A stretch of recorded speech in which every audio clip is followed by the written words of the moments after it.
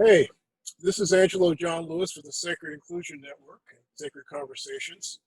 And I'm here with my friend and colleague, Tavia Lee, who's an instructional designer at the college or San Mateo College. Lee, so we're here to talk about sacred conversations for teachers that you're going to be facilitating on the 18th. And for those of you that aren't familiar with the Sacred Conversations process, it's basically a way for people to get in touch with their true self or true identities, figure out what's blocking them from expressing that, and having them come up with some next steps to get closer to it. And so we've run 3 or 4 series of these, and this is the first time we're going to do this with special interest groups, including teachers and educators. But I think a good place to start, Lee, is that you've gone through the process. I think a couple of times.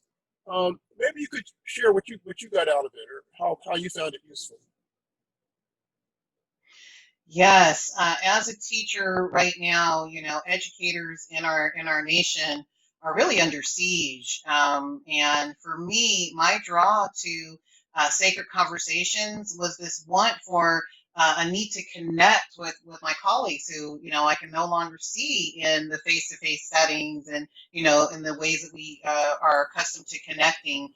And so I was able to make these powerful connections, through these digital teleconferencing tools, and share experiences and learn from experiences that others had had, and to really just listen to the wisdom that emerges from that act of sharing, and listening, with an unbiased and non-judgmental ear.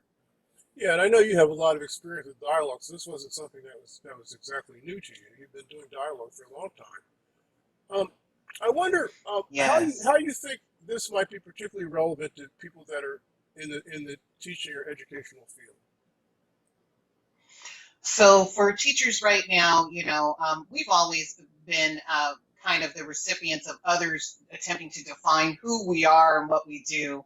And so now more than ever, it's so important to be in contact with, what drew me to teaching? Why am I in that, in that sector, in that field? Why have I made the decision to serve students and communities? And what are some things that might be blocking me from realizing, my true calling and my true nature as a teacher and as an educator, and just getting back in contact with that, and being able to have these shared spaces where you see others coming into themselves, being reminded of themselves again. It's such a powerful experience, and so needed at this time. I think it's so crucial, reminding us how we're all connected and we're all experiencing these events and this journey together. And how can we best come together and help each other through?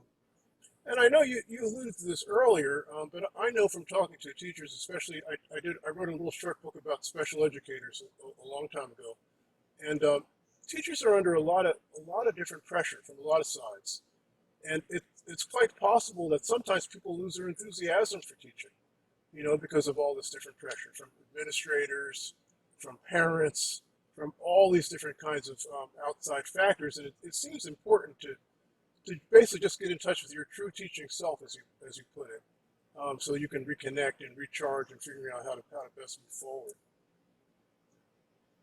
Yes, I think that that's one of the first steps in self-care, and building that self-awareness, that conscious awareness of, of our purpose, and that reconnecting with it and staying connected with it.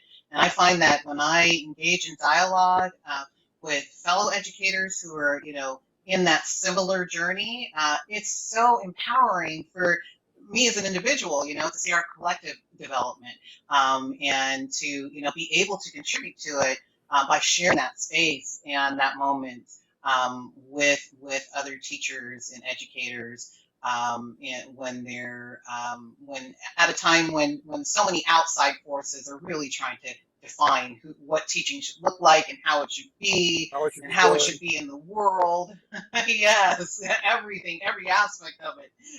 So it's a great time to just refresh, reconnect, and remember, and keep moving forward in service of students and communities. Well, great. You're going to be facilitating this. I think it's 11 a.m. on the 18th, this Sunday, as a matter of fact. Yeah. So if you want to, I'm going to put the information on the website, and you can participate. And I'm looking forward to finding how it goes. So thank you, Lee. Yes, yes, and thank you so much. We look forward to welcoming all and looking forward to this dialogue and hopefully future dialogues. We're here for each other and we're in this together. Amen.